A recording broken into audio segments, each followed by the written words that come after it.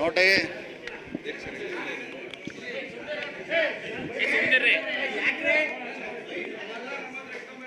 ಯಾವ ಸಮಾಜದಲ್ಲಿ ಅತ್ಯಂತ ಹಿಂದುಳಿದ ಸಮಾಜದ ಅಸ್ಪೃಶ್ಯರು ಅವರಿಗೆ ಮೀಸಲಾತಿ ಸೌಲಭ್ಯ ಸಿಗ್ತಾ ಇಲ್ಲ ಅಂಥೇಳಿ 30 ವರ್ಷದ ಹೋರಾಟಕ್ಕೆ ಸುಪ್ರೀಂ ಕೋರ್ಟ್ನಲ್ಲಿ ಜಯ ಸಿಕ್ಕಿದೆ.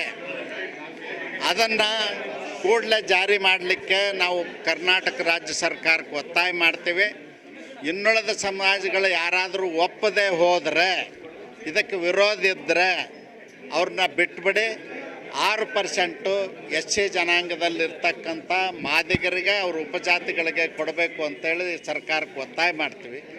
ಒಂದು ವೇಳೆ ಮಾಡದೆ ಹೋದರೆ ನಾವು ಈ ರಾಜ್ಯದಲ್ಲಿ ಸರ್ಕಾರದ ವಿರುದ್ಧ ಬಂಡ್ ಹೇಳ್ತೇವೆ, ಅಸಹಕಾರ ಚಳವಳಿ ಮಾಡ್ತೇವೆ ಮತ್ತು ಆಡಳಿತ ಮಾಡಲಿಕ್ಕೆ ಬಿಡೋದಿಲ್ಲ.